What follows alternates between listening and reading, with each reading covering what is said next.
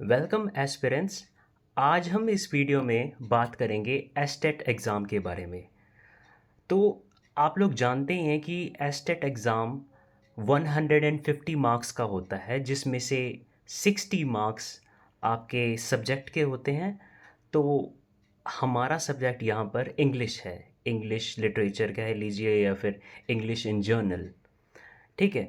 तो हमारा सब्जेक्ट जैसे कि इंग्लिश है और यहाँ पर 60 मार्क्स के क्वेश्चन आएंगे इसमें। तो 60 मार्क्स एक काफ़ी बड़ा वेटेज रखता है किसी भी एग्ज़ाम के सिलेक्शन में। तो इस वीडियो में हम क्वेश्चन टू क्वेश्चन एनालाइज करेंगे हमारे जो इंग्लिश का सेक्शन है, जो हमारे 91 से 150 जो क्वेश्चंस हैं, हम उसके बारे में डिस्कस करेंगे।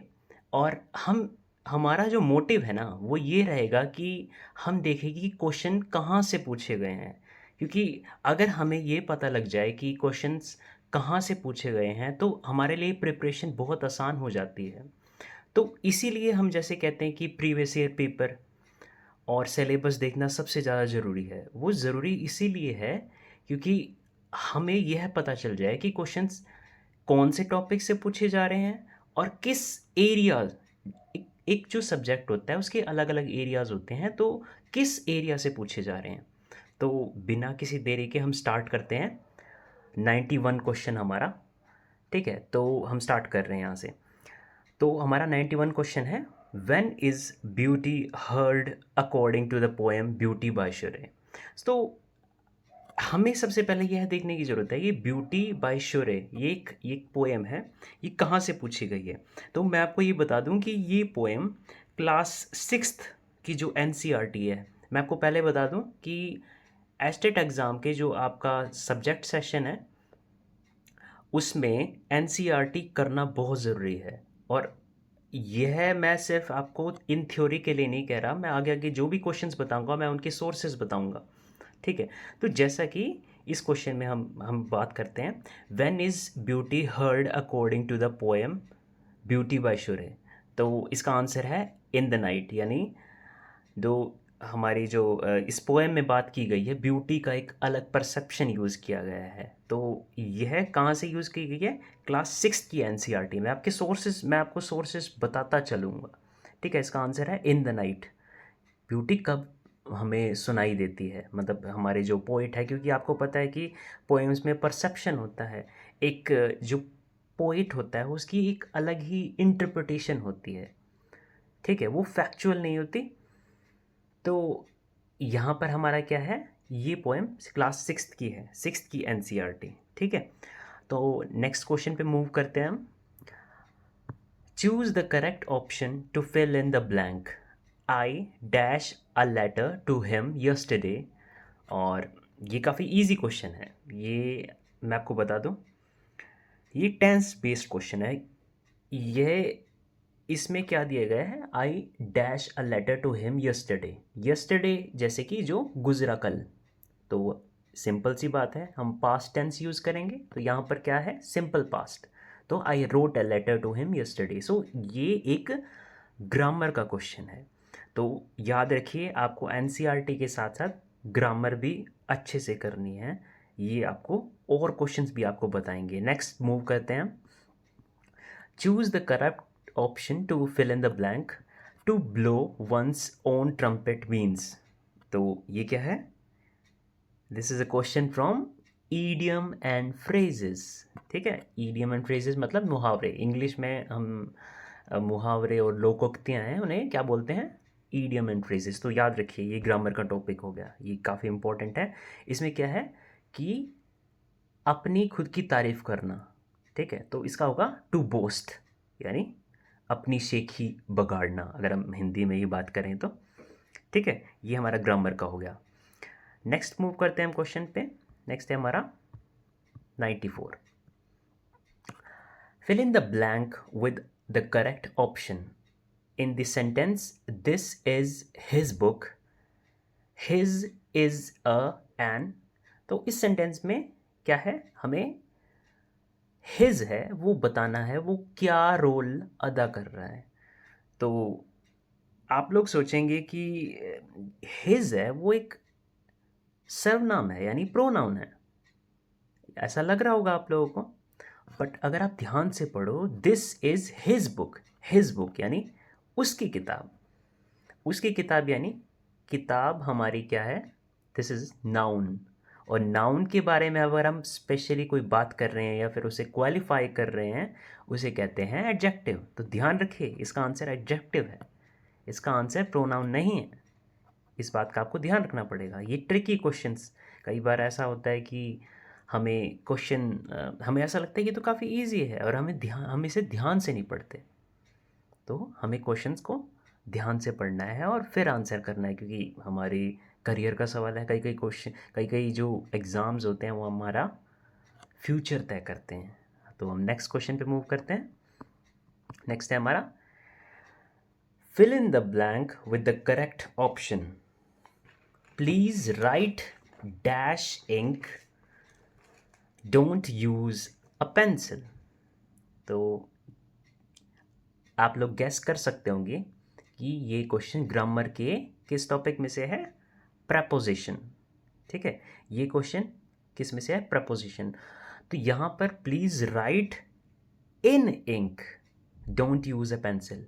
अब आप में से कुछ एक जो एस्पिरेंट है वो इसमें यूज़ करेंगे विद। तो विद यूज़ नहीं करना, प्लीज़ राइट हम इंक से लिखते नहीं हैं, हम इंक में ही लिखते हैं। तो ये याद रखिए, ये इन आएगा यहाँ पे। तो क्या पता चला, हमें प्रेपोजिशंस पे भी ध्यान देना है क्योंकि डायरेक्ट क्वेश्चंस आ रहे हैं वहाँ से।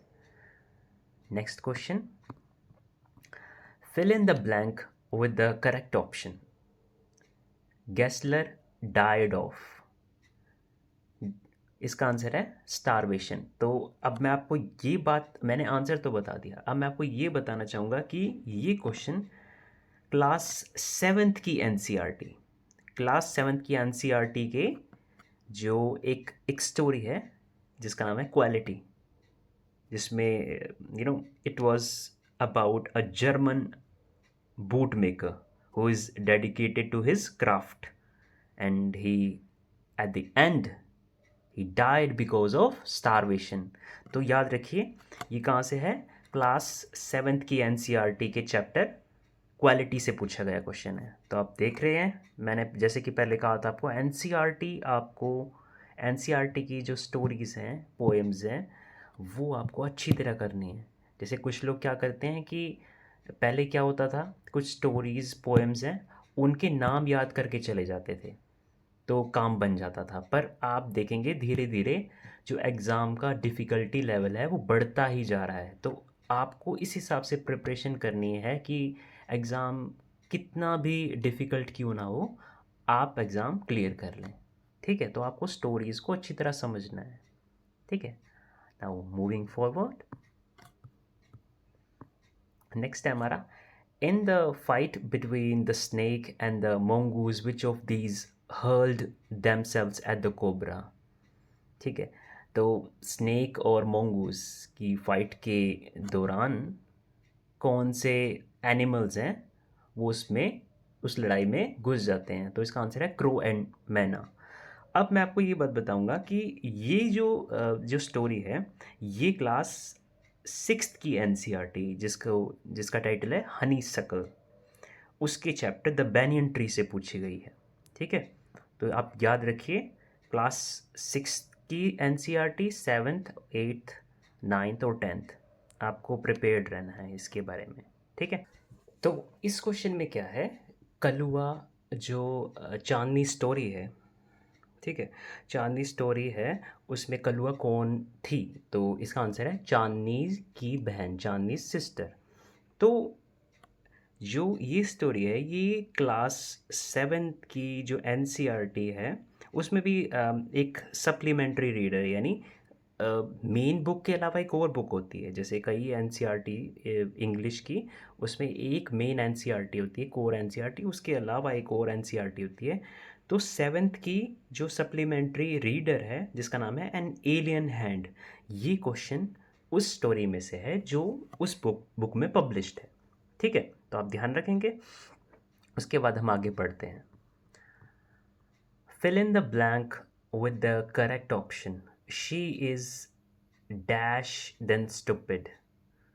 तो जो ये क्वेश्चन है इसमें हमें दो क्वालिटीज़ का कंपैरिजन दे रखा है, तो इसे में हम she is more lazy than stupid, ये ग्रामर का क्वेश्चन है। तो ग्रामर के बारे में हम ज़्यादा डिस्कशन नहीं करेंगे क्योंकि ग्रामर के जो कोर कॉन्सेप्ट्स हैं, जो बेसिक कॉन्सेप्ट्स हैं, वो हमें सारे आने चाहिए।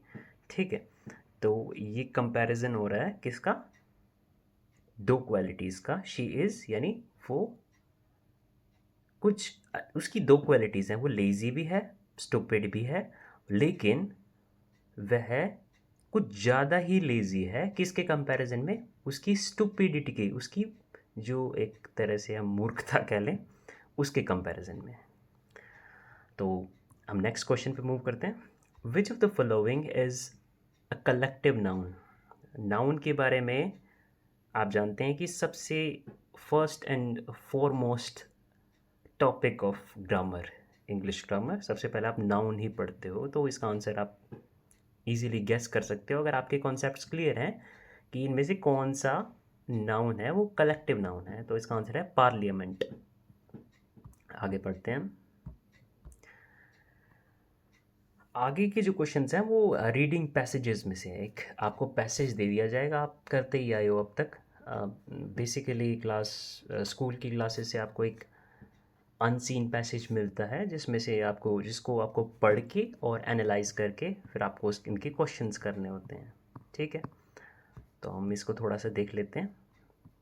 ठीक है, बेसिकली आप क्या करोगे कि पैसेजेस की मेन बात ये है कि ये आपकी रीडिंग स्किल को असेस करते हैं, यानी आपकी रीडिंग स्किल, आपकी रीडिंग की क्षमता कैसी है। ठीक है, आपकी वोकेबलरी अच्छी है, आप वर्ड्स को समझ सकते हो, आप वर्ड्स के कोर मैसेज को समझ सकते हो, आप उसकी थीम को समझ सकते हो। ये हमारे जो सेक्शन है ये हमें इस बेसिस पे जज करता है। तो आपको ध्यान रखना है कि आप रेगुलर तौर पे न्यूज़पेपर या कुछ ना कुछ रीडिंग मटेरियल या इंग्लिश में पढ़ते रहिए, जिससे कि आपकी रीडिंग स्किल अच्छी रहे और बनी रहे, और आपको अलग अलग नए तरह के वर्ड्स आते रहें, क्योंकि आपको नहीं पता कि किस तरह की वोकेबलरी के क्वेश्चंस या वर्ड्स पूछे जा सकें। तो अगर आप एक रेगुलर रीडर हो, ये सेक्शन आपके लिए प्लस पॉइंट है, ये आपके लिए बोनस है। आप इस सेक्शन को देख के पहले ही खुश हो जाओगे क्योंकि आपकी अगर रीडिंग स्किल अच्छी है तो। ठीक है, तो 101 ये भी हमारा रीडिंग सेक्शन पे है, हम इस पे बात नहीं करेंगे। और 102 भी, 103 भी, 100, हाँ, एक मैं आपको जैसे बात बता दूँ, जैसे कि एग्जांपल देता हूँ, इस 104 क्वेश्चन ये भी पैसेज पे बेस्ड है। Find the word from passage which means lower the self dignity और सेल्फ रिस्पेक्ट ऑफ। तो ये क्वेश्चन सीधे सीधे सिनोनियम पे बेस्ड है, तो आपकी वोकेबलरी जज कर रहा है। तो ह्यूमिलिएट एक ऐसा शब्द होता है जो हम जैसे किसी को बेइज्जत करते हैं या फिर किसी की डिग्निटी को हार्म करते हैं। ठीक है, तो ये इजी है अगर आपकी वोकेबलरी अच्छी है तो, नहीं तो आपको इसे इम्प्रूव करना होगा। ठीक है, अब जैसे एक और question, pick the word from the passage which means goals और डिज़ायर्ड रिजल्ट्स। तो इसके ऑप्शंस देख के आपको थोड़ा सा कन्फ्यूजन होगा। जैसे फर्स्ट ऑप्शन है इसका एस्पेक्ट्स, एंड्स, प्रोटेस्ट्स, मीन्स। तो आप कंफ्यूज्ड होगे कि यहाँ पे गोल्स और डिज़ायर्ड रिजल्ट्स का तो कोई सिनोनियम दिखाई नहीं दे रहा। ठीक है, तो आपको क्या, ये आपकी रीडिंग की कैपेबिलिटी को जज कर रहा है, क्योंकि एंड्स का मतलब भी गोल्स होता है, एंड्स का मतलब भी एक पर्पस या फिर एम। ठीक है, ये इसके मतलब होते हैं। और आपने एक और वर्ड देखा यहाँ पे, फोर्थ ऑप्शन, जो मीन्स हमारा वर्ड है। मीन्स वर्ड का मीनिंग भी क्या होता है, एक जो किसी काम को करने का एक ज़रिया, जैसे हम कहते हैं मीन्स ऑफ ट्रांसपोर्ट। ठीक है, तो ये भी ध्यान रखिए, ये इसीलिए मैं कह रहा हूँ आपको रीडिंग पे फोकस ज़रूर करना है, रोज़ कुछ ना कुछ इंग्लिश लैंग्वेज में कुछ ना कुछ पढ़ना है। मैं प्रेफर करूँगा न्यूज़पेपर। मैं आपको यही कहूँगा कि आप न्यूज़पेपर पढ़िए, इंग्लिश न्यूज़पेपर, उससे आपकी वोकेबलरी और रीडिंग कैपेबिलिटी बहुत अच्छी हो जाएगी। तो आगे बढ़ते हैं हम। नेक्स्ट क्वेश्चन है हमारा, why did the king send messengers through out the kingdom in the story? 3 questions. अब मैं आपको पहले बता दूं, ये क्वेश्चन है, ये क्लास 7th की एनसीईआरटी जिसका टाइटल है हनी कॉम, ये उससे पूछा गया है। और अ, जैसे कि स्टोरी का नाम दे ही रखा है 3 क्वेश्चंस, और इसके जो ऑथर हैं वो है हमारे लियो टोल्स्टॉय। तो ये भी ध्यान रखना है आपको, मैंने बताया कि क्लास 7th की एनसीईआरटी है। अब इसमें पूछा गया है कि जो किंग है उन्होंने अपने मैसेंजर्स को किंगडम में क्या ढूंढने के लिए भेजा था। तो इसका आंसर है to announce a reward for anyone who would answer the question. So जो राजा था उसके मन में कुछ क्वेश्चंस थे, बेसिकली फिलोसॉफिकल, तो उसे उनके उत्तर चाहिए थे, इसीलिए उन्होंने एक ऐसे इंसान की खोज के लिए भेजा जो इन क्वेश्चंस का आंसर बता सके। ठीक है, तो बेसिकली क्या है, ये स्टोरी आपको पढ़नी ज़रूर है कि अगले एग्ज़ाम के लिए भी आ जाए। ठीक है, नेक्स्ट है हमारा, which are the old methods of teaching English? अब आपको एक और चीज़ मैं बता दूं कि हमारे मेथड्स ऑफ टीचिंग इंग्लिश है, यानी जो इंग्लिश पढ़ाने के मेथड्स हैं, काफ़ी सारे मेथड्स हैं, आपको ध्यान रखना है उनके बारे में। बेसिक जो उनकी डेफिनेशन है, उन वो क्या चीज़ पर फोकस कर रहे हैं, ये ध्यान देना है। तो जैसे अभी इसमें पूछा गया है कि सबसे पुराने टीचिंग मेथड कौन से हैं इंग्लिश के, तो इसका आंसर काफ़ी इजी है अगर आपने पढ़ रखा है। Translation come grammar and direct method, ये सबसे ओल्ड मेथड्स हैं और काफ़ी यूज़ होते हैं, काफ़ी काफ़ी एरियाज़ में आज भी ये मेथड्स यूज़ होते हैं, ये सबसे ज़्यादा प्रेवलेंट है। ठीक है, तो आपको टीचिंग मेथड्स भी पढ़ना है, ये काफ़ी इम्पोर्टेंट एरिया है। ठीक है, उसके बाद आते हैं हम 108 पे, who was in charge of all deserts? अब इसके बारे में मैं आपको बता दूं कि ये क्लास 8th की सप्लीमेंट्री रीडर बुक जिसका नाम है इट्स सो हैपेंड के एक स्टोरी है जिसका नाम है how the camel got his hump. ये एक स्टोरी है और इसके जो ऑथर हैं वो है रुडयार्ड किपलिंग। ठीक है, काफ़ी फेमस नेम है, आपको पता होगा जंगल बुक के राइटर यही हैं। ठीक है, तो इस जो ये चैप्टर आपने देख लिया, ये स्टोरी से ही क्वेश्चन पूछा गया है। ठीक है, अब इसका आंसर है जिन 3। नेक्स्ट मूव करते हैं हम, fill in the blank with the correct option. The unhappy school boy compares himself to the caged bird and the withered plant, ये इसका आंसर है। और मैं आपको ये भी बता दूं कि जो हमारे जो 109 क्वेश्चन है, ठीक है, जो हमारा 109 क्वेश्चन है, ये एनसीईआरटी से नहीं है, ये एक ग्रामर बेस्ड क्वेश्चन है। ठीक है, तो ये वोकेबलरी जज कर रहा है हमें। ठीक है, तो आप समझ सकते हैं कि एक बच्चा जो खुश नहीं है वो अपने आप को क्या कंपेयर कर रहा है, वो अपने आप को एक जैसे एक केज्ड बर्ड, मतलब कि वो एक जगह फंसा हुआ है। ठीक है, और अपने आप को एक बर्ड से जो कि एक पिंजरे में कैद है उससे, और एक प्लांट यानी एक प्लांट है जो कि काफ़ी बूढ़ा हो चुका है, जो कि काफ़ी उसकी पत्तियां गिर रही हैं। ठीक है, उससे कंपेयर करता है। ठीक है, 109 के बाद हम आते हैं 110 पे, fill in the blank with the correct option in the sentence she gave him a present. अब ये हम सेंटेंस पढ़ते हैं, in the sentence she gave him a present, him is the, अब आपको इस सेंटेंस में she gave him a present में हिम क्या है, अब आपको ये बताना है कि हिम है वो क्या है। ठीक है, तो आपको पता होगा कि, या फिर आप पढ़ेंगे, एक सेंटेंस में सब्जेक्ट होता है जो कि कर्ता, हम जैसे कहेंगे सब्जेक्ट, वर्ब जिसमें क्रिया हो गया, और ऑब्जेक्ट जो बाकी का पार्ट है। ठीक है, तो यहाँ पे हिम का आंसर है, जो हिम है वो इनडायरेक्ट ऑब्जेक्ट है। ठीक है, वो सब्जेक्ट भी नहीं है, ठीक है, डायरेक्ट ऑब्जेक्ट भी नहीं है, प्रेडिकेट भी नहीं है। प्रेडिकेट बेसिकली मीन्स कि जिसमें सब्जेक्ट और प्रेडिकेट हो, सब्जेक्ट और वर्ब हो। ठीक है, तो इसका आंसर है इनडायरेक्ट ऑब्जेक्ट।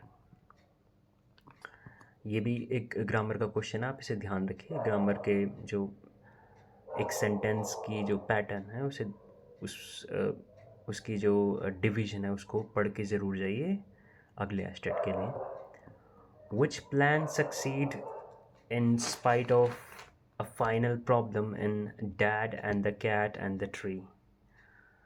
तो ये क्वेश्चन है, ये एनसीईआरटी क्लास 7th के हनी कॉम्ब, जो class 7th honeycomb titled book है, उससे पूछा गया है। ठीक है, तो इसका आंसर है प्लान सी।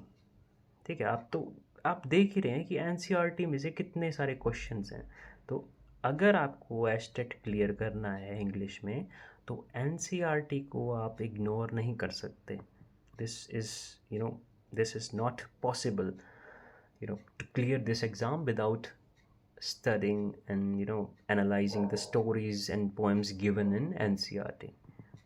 ठीक है, नेक्स्ट क्वेश्चन है हमारा, which one of the following is true of the translation come grammar method। तो हम बेसिकली दोबारा मेथड्स पे आ गए, टीचिंग मेथड्स पे।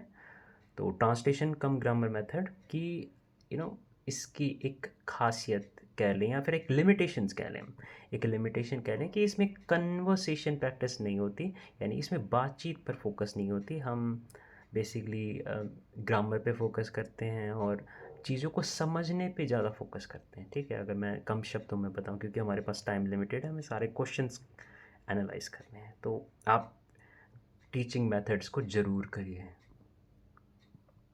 नेक्स्ट है हमारा, how much time does the elephant take to learn the master call. अब मैं आपको बताता हूँ कि ये क्वेश्चन क्लास 7th जिसका टाइटल है, जो इंग्लिश बुक है एक, उसमें द एलियन हैंड की एक स्टोरी है, ब्रिंगिंग अप कारी, उससे लिया गया है।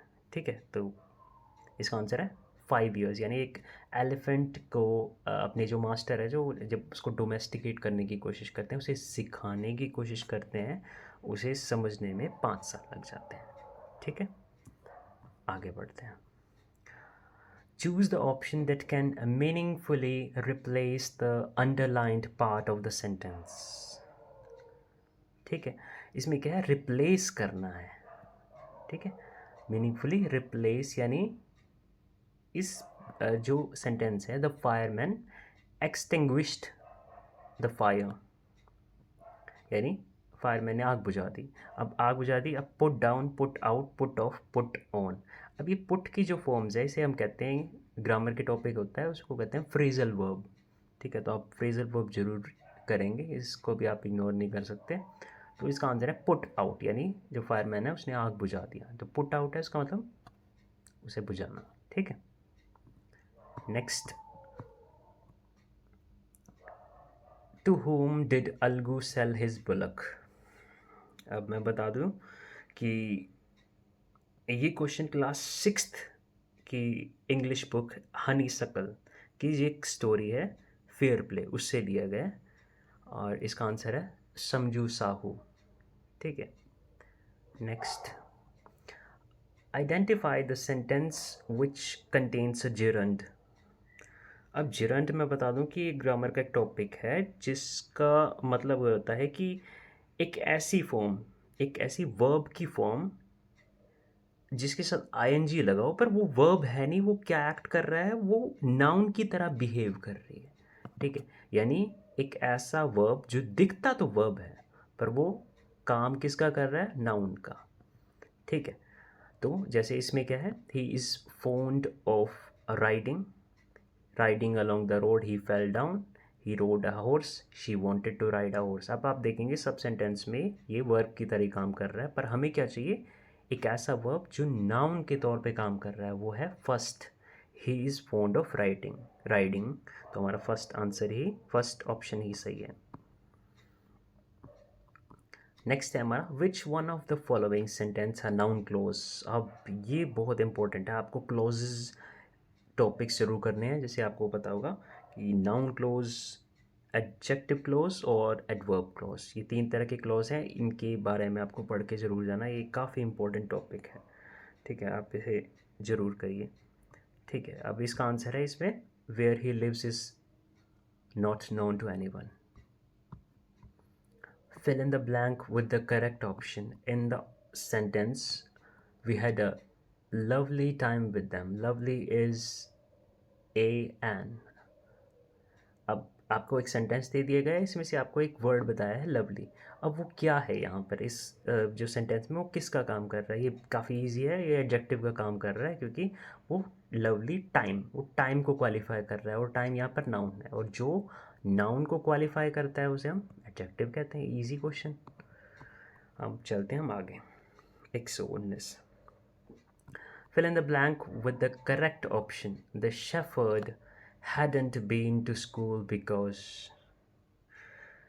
अब मैं आपको बता दूं कि ये क्वेश्चन क्लास 6 की NCERT story the shepherd treasure से लिया गया है। ठीक है, तो अब उसमें क्या है, जो शेफर्ड है वो स्कूल क्यों नहीं जा पाया, ये क्वेश्चन पूछा गया है। तो इसका आंसर है there were few schools in those days, यानी उन दिनों कम स्कूल्स हुआ करते थे। ठीक है, ईजी है। आगे, which one of the following sentences has the given pattern? Subject plus verb plus subject complement। अब मैंने आपको बताया कि सेंटेंस के जो डिवीजन है कि सब्जेक्ट वर्ब, जैसे पिछले क्वेश्चन में आपने देखा सब्जेक्ट वर्ब ऑब्जेक्ट था, तो इसमें क्या है subject plus verb plus subject complement. ठीक है, जो सब्जेक्ट को आपके वर्ब से कनेक्ट कर रहा है। इसमें क्या है, इसका आंसर है दिस इज़ अ पेन। तो आप ध्यान रखिए कि ग्रामर के इस टॉपिक को ज़रूर करके जाइए। Next, fill in the blank with the correct option. When she heard the little orphan crying, dash mother in her was aroused। इसका आंसर है द मदर, यानी ये आर्टिकल का क्वेश्चन है, ए एंड द। ठीक है, तो ये ग्रामर का टॉपिक था। Next, what happened to Jody's father. अब ये क्वेश्चन है, ये क्लास 8th की NCERT story this is Jody's phone by Marjorie Rawlings, ये उनके द्वारा लिखी गई है। तो इस स्टोरी में जो जॉडी के पिताजी है उन्हें एक रैटल स्नेक ने काट लिया होता है। ठीक है, तो ये एनसीईआरटी इंपॉर्टेंट है। नेक्स्ट है who is the father of rage and a pact with the sun. ठीक है, तो अब ये स्टोरी है क्लास 6 की जो सप्लीमेंट्री रीडर है, अ पैक्ट विद द सन, उसमें एक इसी नाम से स्टोरी है।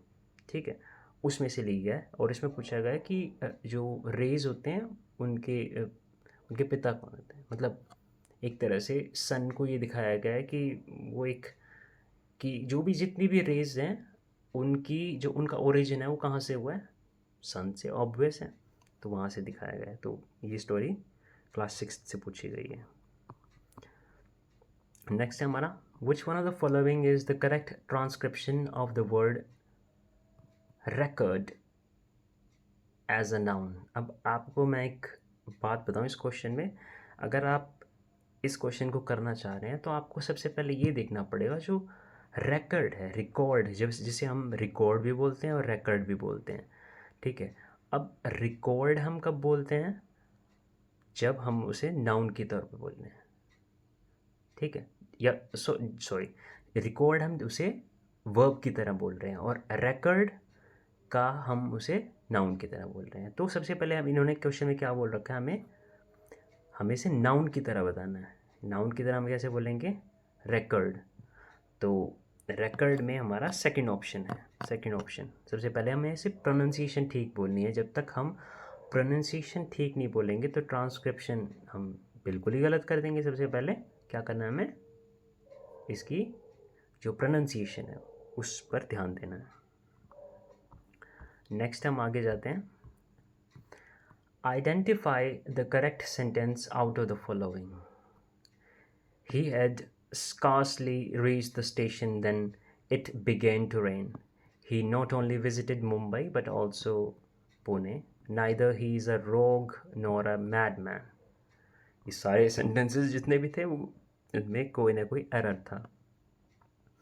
ठीक है, तो आपको मैं एक बात बता दूं, ग्रामर के जो इन एरर वाले क्वेश्चन में आपको ये ध्यान रखना है, स्कार्सली का सही यूजेज मैं इस वीडियो में तो नहीं बता पाऊँगा, पर मैं आपको एक हिंट दे रहा हूँ कि स्कार्सली का सही यूजेज नाइदर, नॉर, आइदर और नो सूनर, जो लास्ट वाला है ये, इसे ध्यान रखिए. तो इनका यूजेज आपको पता होना चाहिए. जैसे नो सूनर के साथ, जैसे no sooner did the bell ring then, no sooner के साथ हमेशा देन लगता है. ठीक है, ये आप ध्यान रखिए. तो ये वाला करेक्ट है. नेक्स्ट,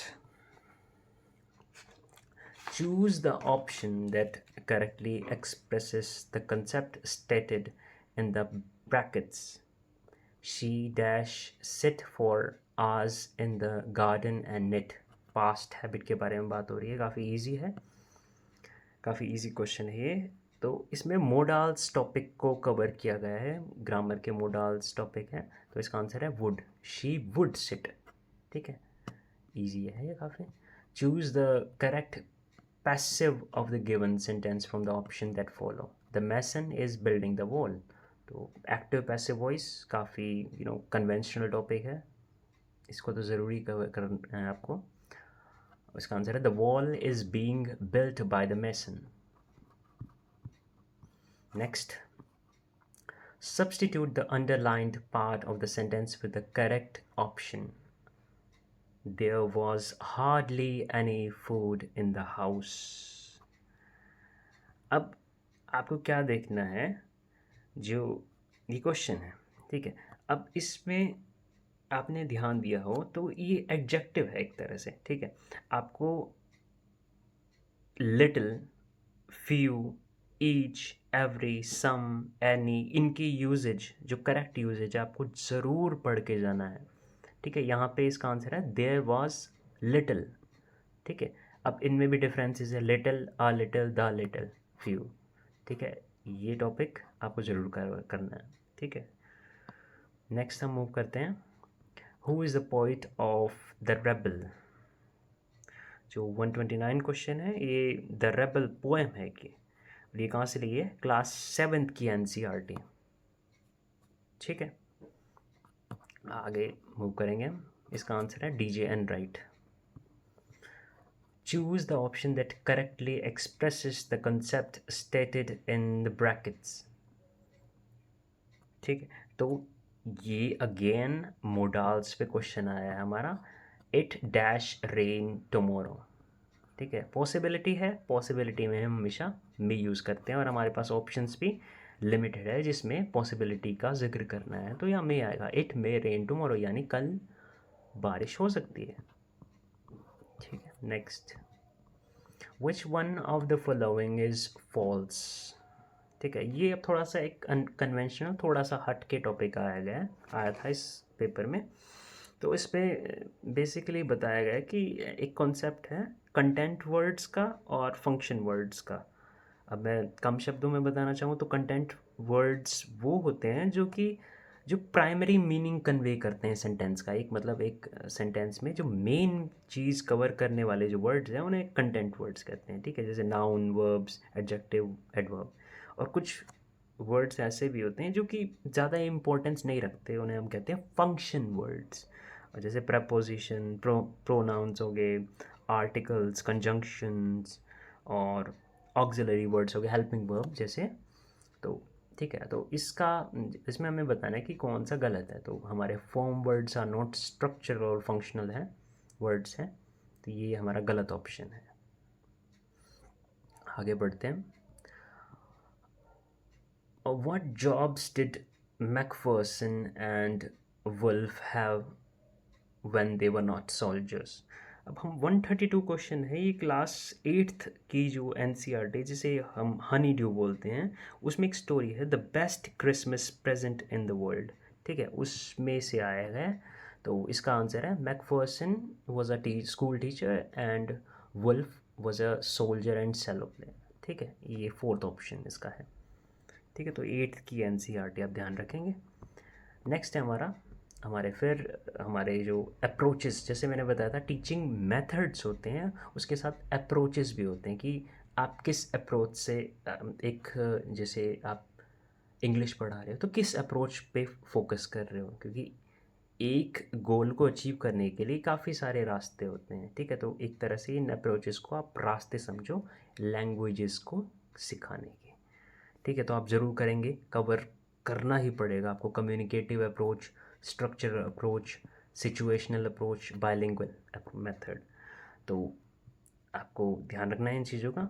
ठीक है, कम्युनिकेटिव अप्रोच है, उसमें बेसिकली कम्युनिकेशन पे फोकस किया जाता है कि आप जो कम्युनिकेशन है यानी बातचीत करना ही मेन मोटिव है, हमें लिखने से ज़्यादा मतलब नहीं है, हमें ग्रामर पर ज़्यादा फोकस नहीं करना।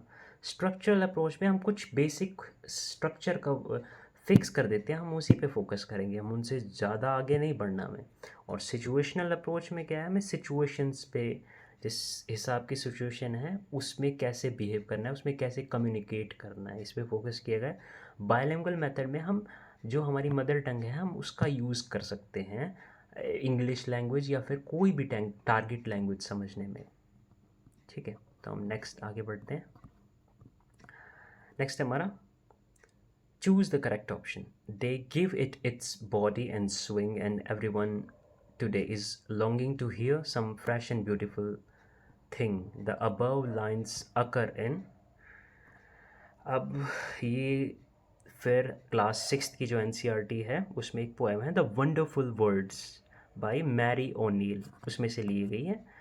तो बता दिया मैंने आपको इसका answer, the wonderful words, first option. ठीक है, अब है next, choose the correct assertive form the following sentence from the options given. तो आप लोग जानते हैं जैसे कि इंग्लिश लैंग्वेज में अलग अलग टाइप के सेंटेंस होते हैं, जैसे असर्टिव यानी जो एक स्टेटमेंट बताते हैं, एक सिंपल सी एक स्टेटमेंट को जाहिर करते हैं, वो असर्टिव होते हैं। इंटेरोगेटिव क्या होता है, जो क्वेश्चन फॉर्मेट में, जैसे हमारा यहाँ क्वेश्चन दे रखा है, shall I ever forget those happy days, अब ये इंटेरोगेटिव में है, हमें इसे असर्टिव यानी सीधे सीधे शब्दों में यानी सीधी सीधी एक स्टेटमेंट के रूप में इसे कन्वर्ट करना है। तो काफ़ी ईजी है, I shall never forget those happy days. ठीक है, next, who adopted the substitution table method. अब ये भी एक तरह से एक मेथड है टीचिंग ऑफ इंग्लिश का, इसका आंसर है H.E. पॉल्मर।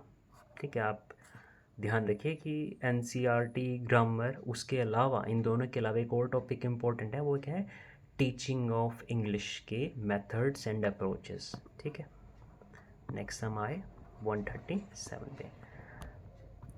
The dog in search of a new master found the masters in which order।